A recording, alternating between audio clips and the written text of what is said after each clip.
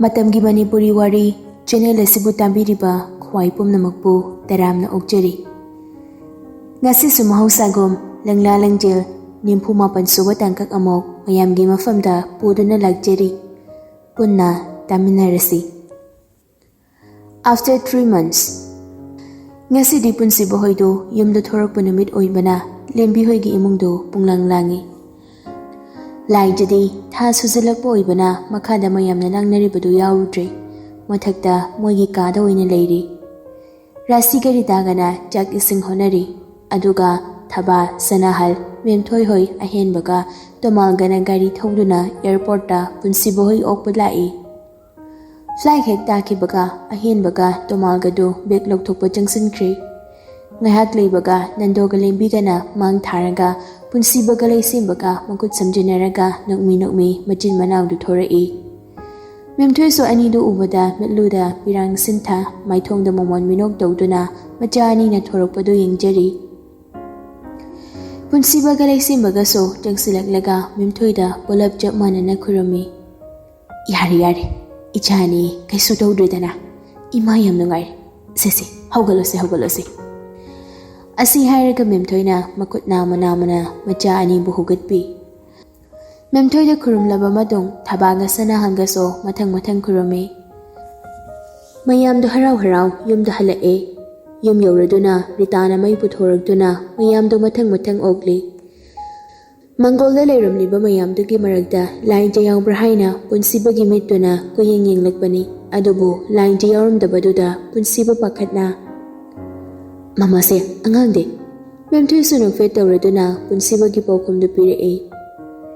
Ichagi angangdo mama sena chicks inna senaduna ne kadagi mapan thokhandana thamlibane. Masado wahabadudane makhada kumba ngamdrabane jango noigi kada lehubane. Punsiba nokfet tawraduna hoy mama se asi hairamlaga punsiba imungda hotana chinsinki. Lisimbaga ahenbagado punsibagi maongda ubada tawrasi yango haibagi matago michiga khapnai. Mayamdo bangolda leplaga leibaduda lembina. Mayam sida lepaga leibase nungaide imungda oina changlasi. Lairiba mayamdo so mari imungda jangsanaki. Asomda punsiba so sora thabet ka holaduna kana chinsalai.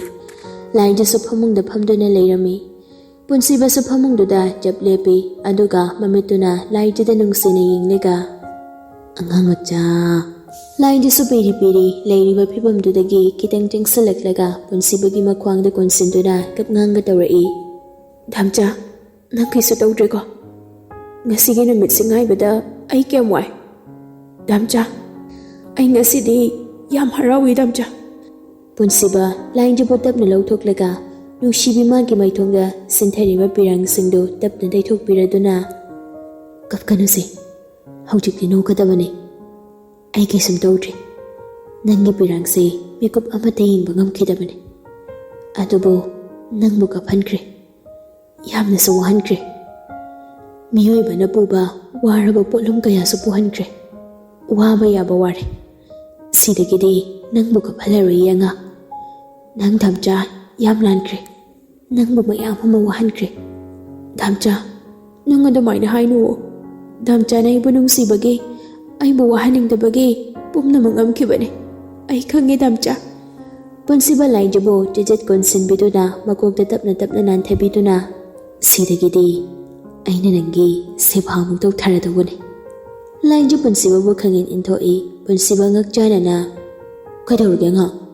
Lain jama kut khodom biduna mabugduda thilaga tu yingone sida nang nang makon silade aibo sorhan mangam khidraba damcha. Punsiba ta nokfet tawraga maso phamungduda ka khalai aduga lain jaki pukduda munna yinglaga makoktu nontharaga nakongda thamlai. Punsibagi matawduda lain jasu khangnongnoi. Tarani yamna angangni kairede puk marangtabu thabal chongide.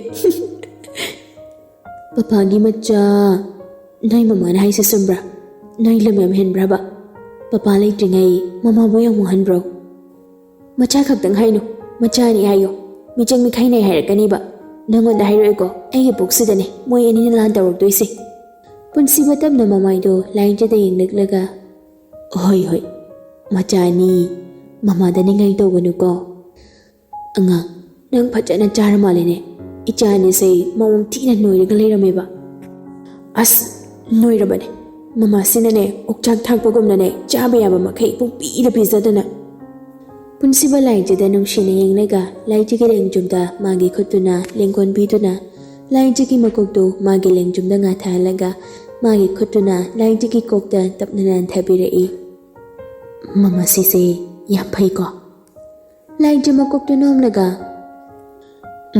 ꯀꯨꯞꯐꯥ ꯑꯃ ꯄꯥꯕꯨꯡꯁꯦ ꯅꯨꯄꯤ ꯑꯅꯤ ꯂꯣꯟꯖꯔꯁꯨ ꯄꯣꯠ ꯀꯥꯞꯄ ꯅꯨꯄꯤ ꯉꯥꯛꯇ ꯂꯧꯋꯤ ꯌꯥꯝ ꯐꯕ ꯏꯀꯨꯕꯣꯡꯅꯤ ꯅꯥꯝꯆꯥ ꯄꯨꯟꯁꯤꯕꯗ ꯊꯤꯛ ꯊꯤꯛ ꯅꯣꯛꯂꯒ ꯑꯦ ꯅꯪꯒꯤ ꯀꯥꯔꯟꯁꯤꯗꯤ ꯏꯕꯦꯝꯃ ꯅꯆꯥ ꯃꯈꯩ ꯂꯣꯏꯅ ꯂꯧꯅꯔꯅꯤ ꯂꯥꯏꯖꯥ ꯆꯥꯛ ꯔꯤꯇꯥꯁꯨ ꯂꯥꯏꯖꯒꯤ ꯆꯥꯛꯇꯨ ꯃꯈꯨꯠꯇꯨꯅ ꯄꯥꯏꯔꯒ ꯍꯥꯊꯨ ꯍꯥꯊꯨ ꯀꯥꯗ ꯉꯥꯡꯗꯨꯅ ꯆꯪꯂꯛꯄꯅꯤ ꯑꯅꯤꯗꯨ ꯎꯕꯗ ꯆꯞ ꯂꯦꯞꯄꯤ ꯑꯗꯨꯒ ꯃꯃꯥꯏꯗꯨ ꯐꯠ ꯂꯩꯊꯣꯛꯈꯤ ꯄꯨꯟꯁꯤꯕꯁꯨ ꯂꯥꯏꯖꯕꯨ ꯇꯞꯅ ꯐꯝꯍꯜꯂꯝꯂꯒ ꯐꯃꯨꯡꯗꯒꯤ ꯀꯨꯝꯊꯔꯛꯇꯨꯅ ꯅꯦꯅꯦ ꯂꯥꯏꯖꯒꯤ ꯆꯥꯛꯇꯣ ꯉꯁꯤꯗꯤ ꯑꯩ ꯄꯤꯖꯔꯒꯦ ꯔꯤꯇꯥꯁꯨ ꯃꯃꯥꯏꯗꯨ ꯑꯣꯟꯊꯣꯛꯂꯒ ꯌꯥꯔꯗ꯭ꯔꯅꯦ ꯁꯅꯥ ꯄꯨꯟꯁꯤꯕ ꯔꯤꯇꯥꯒꯤ ꯃꯈꯨꯠꯇꯒꯤ ꯆꯥꯛꯇꯨ ꯂꯧꯅ ꯌꯥꯔꯅꯤꯌꯦ ꯅꯦꯅꯦ ꯐꯔꯦ ꯑꯗꯨꯗꯤ ꯂꯥꯏꯖꯁꯦ ꯆꯥꯛ ꯄꯤꯖꯔꯝꯂꯒ ꯅꯪꯁꯨ ꯃꯈꯥꯗ ꯀꯨꯝꯂꯛꯎꯀꯣ ꯃꯌꯥꯝ ꯄꯨꯂꯞ ꯆꯥꯛ ꯆꯥꯃꯤꯟꯅꯅꯕ ꯍꯣꯏ ꯅꯦꯅꯦ ꯔꯤꯇꯥꯁꯨ ꯃꯈꯥꯗ ꯀꯨꯝꯈ꯭ꯔꯦ ꯄꯨꯟꯁꯤꯕꯁꯨ ꯆꯥꯛꯇꯨ ꯄꯨꯔꯒ ꯂꯥꯏꯖꯒꯤ ꯃꯅꯥꯛꯇ ꯆꯪꯂꯛꯏ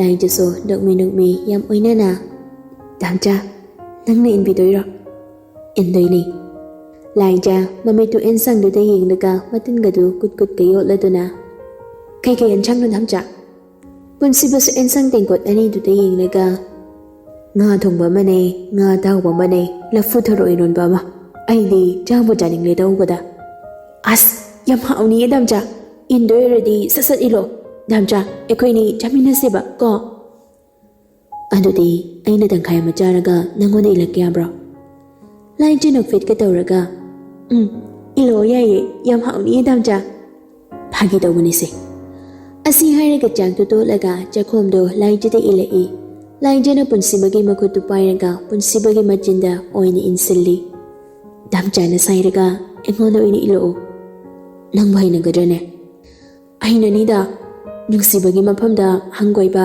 ꯇꯨꯀꯠꯆꯕ ꯑꯃꯠꯇ ꯂꯩꯇꯦꯗ ꯗꯥꯝꯆꯥ ꯁꯤ ꯆꯥꯔꯣꯕ ꯑꯩꯒ꯭ꯔꯕꯁꯦ ꯌꯥꯗ꯭ꯔꯦ ꯂꯥꯝꯕꯗ ꯄꯨꯟꯁꯤꯕꯁꯨ ꯅꯣꯛꯃꯤ ꯆꯥꯛꯇꯨ ꯁꯥꯏ ꯑꯗꯨꯒ ꯂꯥꯏꯖꯒꯤ ꯃꯃꯥꯏ ꯃꯄꯥ ꯅꯛꯅ ꯆꯪꯁꯤꯜꯂꯛꯂꯒ ꯆꯥꯛ ꯑꯁꯥꯏꯕꯗꯨ ꯂꯥꯏꯖꯗ ꯏꯟꯕꯤꯔꯛꯏ ꯂꯥꯏꯖꯁꯨ ꯃꯌꯥꯗꯨ ꯀꯥꯊꯣꯛꯂꯒ ꯄꯨꯟꯁꯤꯕꯅ ꯏꯜꯂꯛꯏꯕ ꯆꯥꯛ ꯑꯁꯥꯏꯕꯗꯨ ꯆꯥꯏ ꯑꯅꯤꯗꯨ ꯃꯇꯝ ꯈꯔ ꯎꯅꯔꯨꯗꯕꯒꯤ ꯁꯪꯁꯥꯔ ꯑꯃꯗꯅꯤ ꯂꯩꯔꯤꯕꯗꯨ ꯄꯨꯟꯁꯤꯕꯅ ꯆꯥꯛꯇꯨ ꯑꯗꯨꯝ ꯁꯥꯏꯔꯒ ꯂꯥꯏꯖꯗ ꯁꯨꯝ ꯏꯜꯂꯤ ꯂꯥꯏꯖꯁꯨ ꯍꯔꯥꯎ ꯄꯨꯟꯁꯤꯕꯒꯤ ꯆꯥꯛ ꯑꯁꯥꯏꯕꯗꯨ ꯆꯥꯔꯤ ꯑꯁꯨꯝꯅ ꯂꯥꯏꯖꯕꯨ ꯆꯥꯛ ꯏꯟꯕ ꯂꯣꯏꯔꯝꯂꯒ ꯄꯨꯟꯁꯤꯕꯁꯨ ꯃꯈꯥꯗ ꯃꯌꯥꯝꯒ ꯑꯃꯨꯛ ꯆꯥꯛ ꯆꯥꯃꯤꯟꯅꯩ ꯆꯥꯛ ꯏꯁꯤꯡ ꯆꯥꯅꯔꯕ ꯃꯇꯨꯡ ꯃꯌꯥꯏ ꯀꯥꯗꯨꯗ ꯃꯌꯥꯝ ꯏꯀꯣꯏ ꯀꯣꯏꯅ ꯐꯝꯃꯤꯟꯅꯗꯨꯅ ꯋꯥꯔꯤ ꯋꯥꯇꯥꯏ ꯁꯥꯟꯅꯔꯤ ꯃꯦꯝꯊꯣꯏꯅ ꯃꯣꯏ ꯄꯥꯕꯨꯡ ꯀꯝꯄꯅꯤꯗꯤ ꯀꯃꯥꯏ ꯇꯧꯕ ꯑꯗꯨꯒ ꯐ꯭ꯂꯦꯠꯇꯨꯅ ꯀꯝꯗꯧꯕ ꯅꯆꯦꯒꯩꯒ ꯇꯥꯟꯅꯔꯒ ꯌꯣꯟꯊꯣꯛꯂꯝꯂꯦ ꯐ꯭ꯂꯦꯠꯇꯨꯗꯤ ꯌꯣꯟꯊꯣꯛꯂꯝꯗ꯭ꯔꯤ ꯏꯆꯥ ꯃꯈꯩꯁꯨ ꯂꯩꯔꯤꯕꯅꯤꯅ ꯀꯅꯥꯅ ꯈꯪꯅꯦ ꯍꯣꯏ ꯐꯔꯦꯗ ꯑꯗꯨꯅ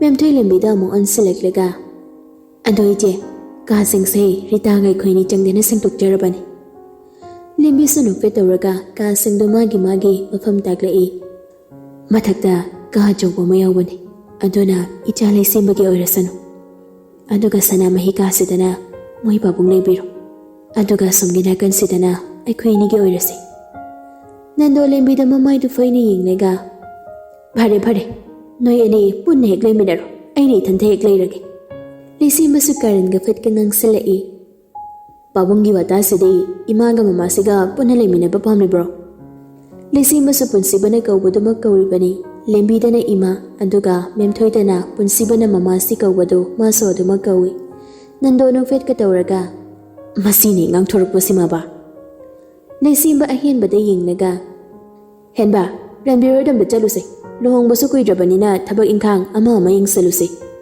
ꯑꯍꯣꯏ ꯗꯥꯝꯕ ꯑꯗꯣ ꯑꯩꯈꯣꯏꯗ ꯑꯆꯧꯕꯗꯤ ꯂꯥꯛꯄꯒ ꯀꯥꯗꯒꯤ ꯊꯣꯛꯂꯛꯇ꯭ꯔꯤꯁꯦ ꯎꯔꯦꯗꯅ ꯈꯜꯂꯨ ꯌꯥꯝ ꯆꯣꯞꯆꯕꯗꯣ ꯍꯣꯏꯅꯦ ꯑꯣꯟꯊꯣꯛꯅꯤ ꯏꯀꯥꯏꯕ ꯈꯪꯈꯤꯗ꯭ꯔꯦꯗ ꯅꯪꯁꯨ ꯂꯨꯍꯣꯡꯗꯧꯕ ꯀꯨꯏꯗ꯭ꯔꯕꯅꯤꯅꯦ ꯋꯥ ꯌꯥꯝ ꯉꯥꯡꯒꯅꯨ Rasina hairukpani leisimbasu mamit suklaga ahenbada yengnaga Ningthouja akoi henbase luhongdorabo ahenbadu ikairiba kaido oira mali mareigadu khangchik chiklaga nonthaki Thabaso set khumlai Hongdore akoi tachogi machanupi Angel dugade hongdorabani Sabas masaka yam bhajabidura ahenbasu phatka khumjilai ahoi mani sir adode chatsidana henba ohoi damba Anido thokri lembisu rasida unsilaklaga Rasia kayam kuirage hainaba nangde thabak yam paikhalami janine Rasina angang masin su khangnare aikoi ahenba so chahi angang nadrabani nana thabaga iga chatlaga haiba hawrupata ngairida khara leiraga itai bungoga lekai gi ahan ani homuk tawraga chapiduna luhongnaba numit lepna runraba haibabu nando do harau na yam nungaire hera Icha dombagibu haying lang chetla ama hekta chetlaga luhongbagi numit hekta lepna thoguraga loiridana Lembina ngai khone moi babu ahenba su luhongdore akhoi leishembasu luhongnamba tawrasine aishu khallibani ne mama Ningthoi akhoi leishembasibu magi khangna chana baga leijalo nangoda ga haibroba Ningthoi na napi amadi wari sanabani iji hojik pau phaunaribra phaunadrabadi khangde Dendia da sana halso wari sanaribadu marak thelai mayam wari sunungairi matam su thingjinkre akoi so muk thokhinaba tawragi Nandona Bhareni sana hal ai sungasi hayeng sida koiraki Mama tomalu kolam da tawko sana haloi thinaba yarani da yamba line de dum chachakragi Lembina yade sana hal ngai koko angan thai ursu thilangi Baba pungse ayokre ayoina thinbirage Punsibana moigi kaagi thongjin mapandiragi hairakpani mayamdusu punsibada loini yenglai punsibusu garigi sodu pairaga makhada kumtharai Lembina Phare nangni hek thinbiruro Thabado phamlambadu phuk hawalaga Adudi je ai ibema manak tambe janglamkhige Punsiba phat khumlai Ima tum hawrubani ihe adudi hairamle roige Tumbudu thugai ningdri ahingsu tumba yade na haibani Ohima oren ayadum hairagi Thaba leiriba mayamduda amuk onsilaga adudi dada khoi ichi khoi ekhoi amuk chalukige ko Lembiga memthoi ganaso hoi asumna punsibana sanahalga thabaga thinba chatkri somda nupa ani do ranbir khoi de lai Ani du na janglakpada Ranbir do mangol da mai fit tawduna leirami leishembana warida nupi thina ba hona base onthong na wakre da ko leishembadu ngang do na janglakpani Ranbir so tum fat leithok lage yenglai ngamna ba hekta khumlai chakchawo natuna thawai bidaba nang khaktane maya marak sida sikang kanglaga legedaba mi ahenba phawba luhong kidorobani ahenba so fat khumlai mani chumi landaba ga manai Leisimbasu khonjelgadu haipet semlaga adumaina gadi hainuda mi lairik tamjabadu da tawgani hawjigakta phone tawgere yambung hairagane kelaktraba ai ming hongdoke Ranbir da moradagi fan chungtharaga tawne nangamlade phone dane ke to holone hera adudine chillai ka chane ai phone tawgese noina na do thangalaga taw asi hairaga leisimbadu lingjel da call tawi Laibagna thirisu busy hairei Ranbir sumadang jari khanduna karan ngang bahurei to aina haidro lingjelo no pa ma koire na haibani lesema momit kado paini ingnaga kanana haiba anjuna ngane haigumna kum tawkhibani asi hairaga Ranbir do ahenbada mamitu fatkupi ahenbadi mamaidu onthoklaga tik nokli Ranbir ga ahenbaga paraga lesembada panghai tai chili Leisimbasu phagi dagi manglaga leithokre Ranbir ga ahenbagadi machin melaga nokli Ranbir na ahenbagi nakongda tumina chirol tawrai Tindi kapada ngai reaction se yam thuna bandro ma khakta nupi thidabida leibado nungai tadana tawani ahenbasu tapna khumlai hoini mana khoi maya marakta kanglap chabadu sunungai teba Tanjadu ta leisimba ki phone do lingjel ki call ai Ranbir so lingjel ki call oiramgani khanduna Ranbir pakhana Bhai kaino ne hen bai khoi ne ka da kaino ma tarungi Nang wari sana ba loiraga janglau ko. Ranbir henbada onsilaga henba jasilau. Hoi da Ranbir. Ani do nok nok tuna imung da jangkri leisimbadi phone do paikalaga tapna war hauri. Nang kari thabak tormina. Langjali kaisum khandana asingbadu sum haijari. Sarama phone toramba adugi sum wari sanaramani yambo. Nangi sardo pakhanglo pakhangni yambo pakhang ariba. Langjala noki ga tawduna hairakpani. Leisimbadu khangsaw sawgalai khonjeldo khangkan kalai. Aduda nangna nokpagi haraubagi kari artha lege. Langjala khangpre khangi. Kai no yambo. Leisimbasu Ranbirna kamsilambo hodo mapung phana mathau dawrai. Aina taba nangna koinariba nupado kanana. Nangna lotna tawba thabakbo aina khangnoi khanbro. Nangna sarne haijelaga aina hekta thajagadro. Langjala leisimbana hairiba wado tabada pungangai. Kaino yambo. Ay yambong na taba kanamta ka koinadi.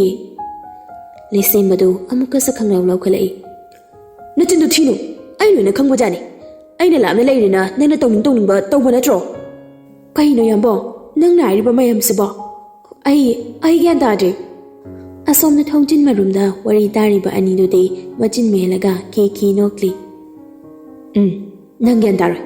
Asing bairadi gyan tasila aru. Koino. Nabibo nang nathandaro. Ay sunupani kaino. Ngasidagi engoda pau phorokano. Ay suporoi.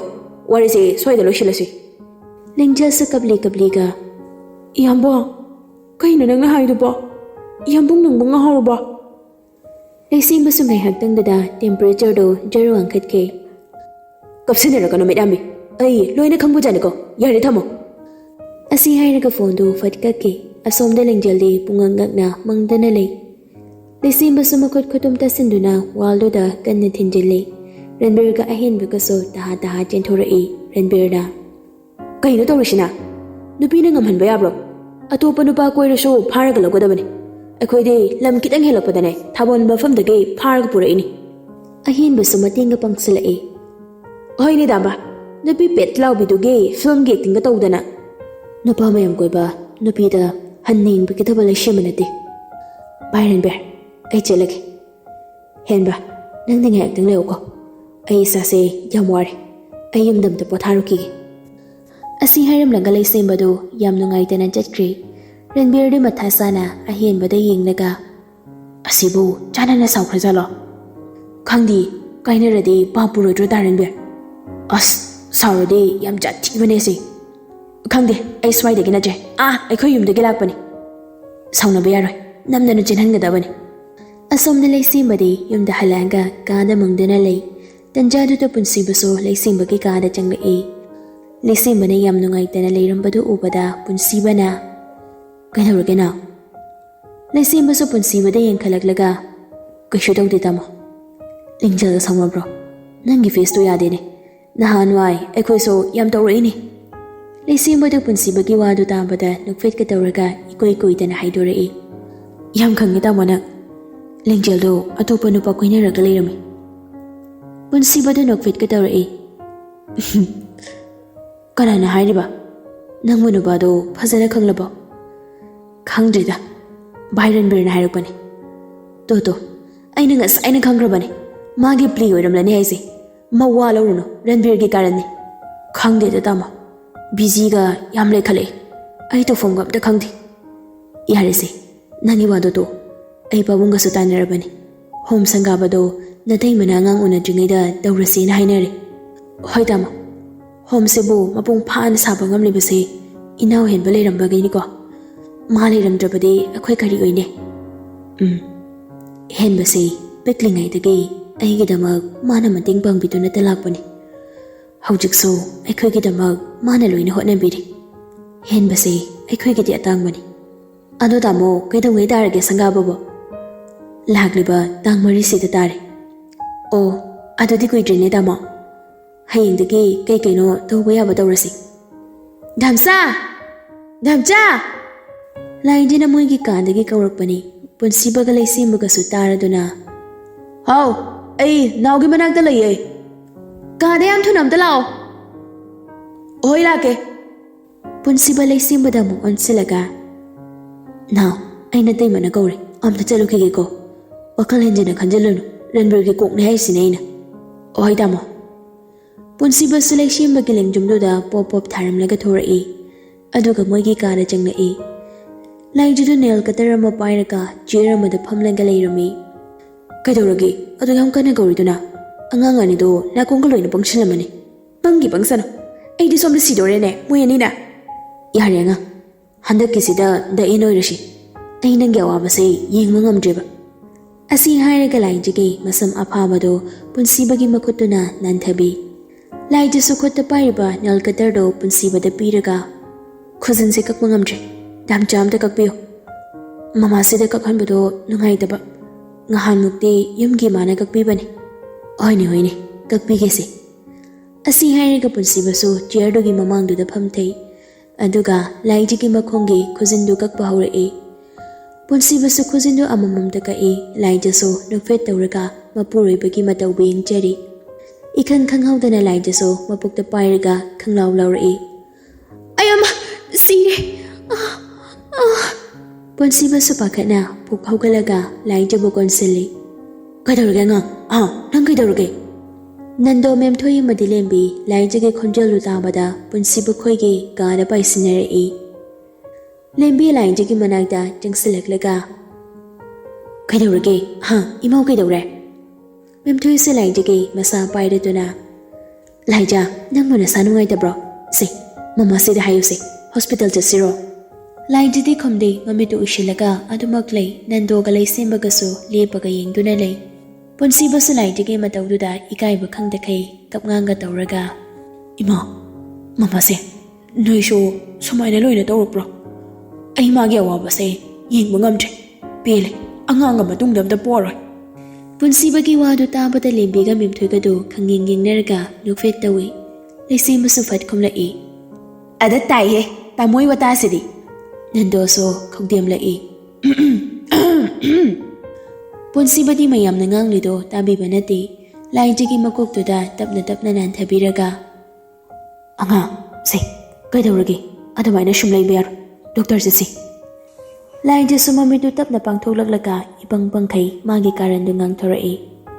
Damcha nangina chani sena makhutka samjinaraga chungba thabala khangde.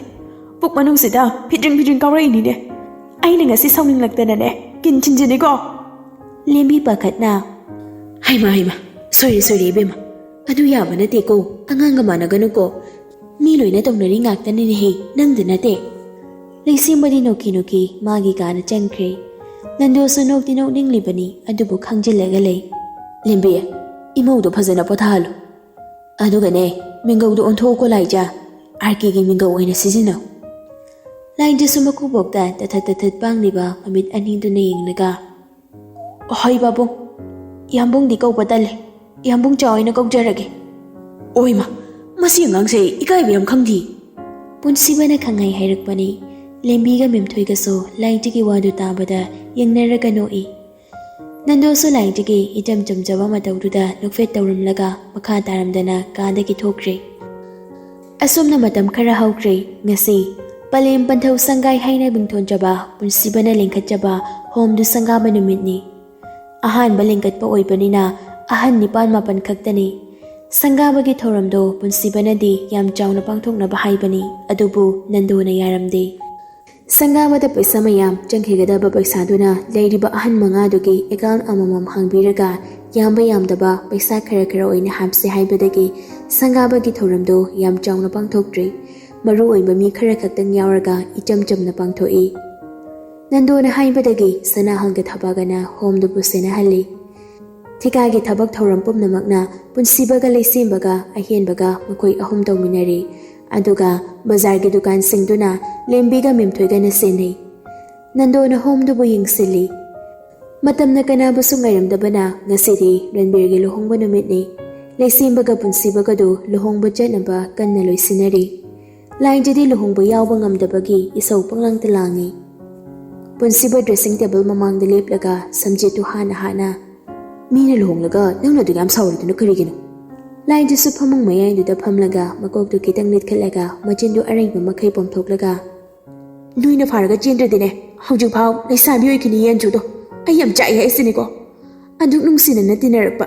ꯂꯣꯏꯅꯃꯤꯟꯅꯔꯛꯄ ꯏꯃꯥꯟꯅꯕꯤꯗꯨꯒꯤ ꯂꯨꯍꯣꯡꯕ ꯐꯥꯎꯕ ꯌꯥꯎꯕ ꯉꯝꯗ꯭ꯔꯕ ꯑꯩꯒꯤ ꯊꯃꯣꯏꯁꯦ ꯄ꯭ꯔꯣꯛ ꯄ꯭ꯔꯣꯛ ꯆꯥꯛꯏꯀꯣ ꯄꯨꯟꯁꯤꯕꯁꯨ ꯂꯣꯏꯁꯤꯟꯕ ꯂꯣꯏꯔꯗꯨꯅ ꯂꯥꯏꯖꯤꯒꯤ ꯃꯅꯥꯛꯇ ꯆꯪꯂꯛꯏ ꯑꯗꯨꯒ ꯈꯣꯏꯁꯥꯎꯅꯅ ꯐꯝꯗꯨꯅ ꯂꯩꯔꯤꯕ ꯂꯥꯏꯖꯤꯒꯤ ꯂꯦꯡꯖꯨꯝ ꯑꯅꯤꯗꯨꯗ ꯄꯥꯏꯔꯒ ꯅꯤꯡꯉꯥꯏ ꯇꯧꯒꯅꯣ ꯑꯉꯥꯡ ꯍꯌꯦꯡ ꯑꯩꯈꯣꯏ ꯅꯥꯎꯒ ꯂꯤꯡꯖꯦꯜꯒ ꯂꯨꯍꯣꯡꯕꯗ ꯏꯆꯥ ꯑꯅꯤꯗꯨꯒꯅꯦ ꯀꯦꯊꯔꯒ ꯐꯖꯅ ꯌꯥꯎꯗꯣꯏꯅꯤ ꯂꯥꯏꯖꯤꯁꯨ ꯄꯨꯟꯁꯤꯕꯗ ꯃꯈꯣꯡꯗꯒꯤ ꯃꯀꯣꯛ ꯐꯥꯎꯕ ꯌꯦꯡꯂꯒ ꯄꯤꯁꯨꯝ ꯑꯅꯤꯗꯨ ꯈꯪꯁꯨꯛ ꯁꯨꯛꯆꯜꯂꯒ ꯈꯝꯕꯜꯂꯛꯏꯕ ꯀꯥꯏꯗꯨ ꯑꯣꯏꯔ ꯃꯥꯜꯂꯤ ꯀꯩꯅꯣ ꯄꯥꯈꯪꯒ ꯁꯥꯗꯅ ꯑꯗꯨꯛ ꯌꯥꯝ ꯀꯤꯔꯤꯗꯨꯅ ꯑꯩꯉꯣꯟꯗ ꯂꯩꯅꯔꯤꯔꯣ ꯄꯨꯟꯁꯤꯕꯗꯨ ꯈꯪꯅꯧ ꯅꯣꯛꯂꯒ ꯂꯥꯏꯖꯤꯒꯤ ꯂꯥꯏꯕꯛꯇꯨꯗ ꯅꯨꯡꯁꯤꯅ ꯆꯨꯞꯄꯤ ꯇꯥꯃꯣ ꯂꯩꯁꯦꯝꯕꯗꯨ ꯄꯨꯟꯁꯤꯕꯕꯨ ꯀꯧꯗꯨꯅ ꯆꯦꯡꯂꯛꯄꯅꯤ ꯑꯅꯤꯗꯨꯒꯤ ꯔꯣꯃꯥꯟꯁꯇꯨ ꯎꯕꯗ ꯈꯪꯄ꯭ꯔꯦꯛ ꯈꯪꯉꯤ ꯑꯅꯤꯗꯨꯁꯨ ꯈꯪꯄ꯭ꯔꯦꯛ ꯈꯪꯉꯤ ꯄꯨꯟꯁꯤꯕꯁꯨ ꯈꯪꯍꯟ ꯍꯟꯗꯣꯛꯈꯤ ꯂꯩꯁꯦꯝꯕꯁꯨ ꯅꯨꯛꯃꯤ ꯀꯔꯟꯒ ꯇꯧꯁꯤꯜꯂꯛꯏ ꯂꯨꯍꯣꯡꯕ ꯆꯠꯂꯝꯗꯥꯏꯁꯨ ꯐꯥꯎꯕ ꯍꯦꯛ ꯔꯣꯃꯥꯟꯁ ꯂꯦꯞꯇꯦꯅꯦ ꯑꯩꯈꯣꯏ ꯇꯥꯃꯣꯁꯦ ꯌꯥꯝ ꯄꯛꯇꯤꯌꯦ ꯂꯥꯏꯖꯤꯗꯤ ꯏꯀꯥꯏꯕꯤꯕꯒ ꯅꯠꯇꯦ ꯂꯩꯁꯦꯝꯕꯗ ꯃꯨꯟꯅ ꯌꯦꯡꯂꯒ ꯅꯥꯎ ꯅꯪꯁꯨ ꯐꯖꯕ꯭ꯔꯥ ꯌꯦꯡꯒꯦ ꯂꯥꯎ ꯅꯣꯏ ꯇꯥꯃꯣꯗꯤ ꯄꯥꯈꯪꯒ ꯁꯥꯗꯅ ꯐꯨꯜ ꯃꯦꯀꯞꯇ ꯆꯠꯇꯣꯔꯦ ꯂꯩꯁꯦꯝꯕꯁꯨ ꯅꯣꯛꯃꯤ ꯄ꯭ꯔꯞ ꯆꯪꯁꯤꯜꯂꯛꯏ ꯑꯗꯨꯒ ꯂꯥꯏꯖꯤꯒꯤ ꯐꯃꯥꯡꯗ ꯂꯦꯞꯂꯒ ꯏꯊꯩꯃ ꯃꯆꯥ ꯀꯅꯥꯅ ꯍꯦꯜꯂꯤ ꯐꯖꯕ ꯅꯣꯏ ꯁꯥꯏꯒ ꯋꯥꯎ ꯚꯦꯔꯤ ꯅꯥꯏꯁ ꯅꯌꯥꯝꯕꯗꯤ ꯁ꯭ꯋꯥꯏꯗ ꯇꯥꯍꯧꯔꯦ ꯅꯪꯅ ꯌꯥꯝ ꯊꯤꯅ ꯍꯦꯜꯂꯦ ꯐꯖꯕ ꯍꯣꯔꯦꯟ ꯅꯨꯄꯤꯅꯅꯦ ꯄꯨꯗ꯭ꯔꯨꯞ ꯀꯦꯜꯂꯅꯤ ꯄꯨꯟꯁꯤꯕꯁꯨ ꯅꯣꯛꯃꯤ ꯀꯅꯥꯅ ꯈꯪꯅꯤ ꯍꯣꯔꯦꯟ ꯃꯤ ꯍꯦꯜꯂꯛꯄꯁꯣ ꯅꯠꯇ꯭ꯔꯅꯦ ꯅꯥꯎ ꯌꯥꯔꯦ ꯇꯥꯃꯣ ꯋꯥꯊꯤ ꯉꯥꯡꯂꯅꯨꯕ ꯆꯠꯁꯤ ꯂꯥꯛꯑꯣ ꯊꯦꯡꯉꯦ ꯕꯣꯔꯗꯣ ꯃꯈꯦꯜ ꯂꯥꯡꯉꯝꯂꯅꯤ ꯑꯁꯨꯝꯅ ꯑꯍꯦꯟꯕ ꯍꯧꯔꯒ ꯃꯆꯤꯟ ꯃꯅꯥꯎ ꯃꯈꯣꯏ ꯑꯍꯨꯝ ꯔꯟꯕꯤꯔꯒꯤ ꯂꯨꯍꯣꯡꯕ ꯂꯥꯛꯏ ꯔꯟꯕꯤꯔ ꯍꯣꯏ ꯌꯧꯔꯗꯨꯅ ꯕꯣꯔ ꯖꯇ꯭ꯔꯥ ꯇꯧꯔꯗꯨꯅ ꯂꯩꯁꯦꯝꯕꯅ ꯆꯩꯁꯤꯟ ꯄꯥꯏꯔꯤ ꯑꯗꯨꯒ ꯑꯍꯦꯟꯕꯅ ꯁꯥꯇꯤꯟ ꯄꯥꯏꯔꯗꯨꯅ ꯅꯥꯀꯟꯗ ꯆꯠꯂꯤ ꯅꯨꯄꯤ ꯃꯌꯨꯝ ꯌꯧꯔꯗꯨꯅ ꯕꯣꯔ ꯐꯝꯐꯝꯗꯨꯗ ꯕꯣꯔ ꯃꯃꯥꯟꯅꯕ ꯃꯌꯥꯝ ꯄꯨꯜꯂꯞ ꯐꯝꯃꯤ ꯀꯥꯔꯟꯁꯨ ꯑꯔꯣꯏꯕꯤ ꯊꯥꯔꯒ ꯉꯥꯡꯅꯔꯤ ꯑꯍꯦꯟꯕꯗꯨ ꯔꯟꯕꯤꯔꯒꯤ ꯅꯥꯀꯟꯗ ꯐꯝꯂꯒ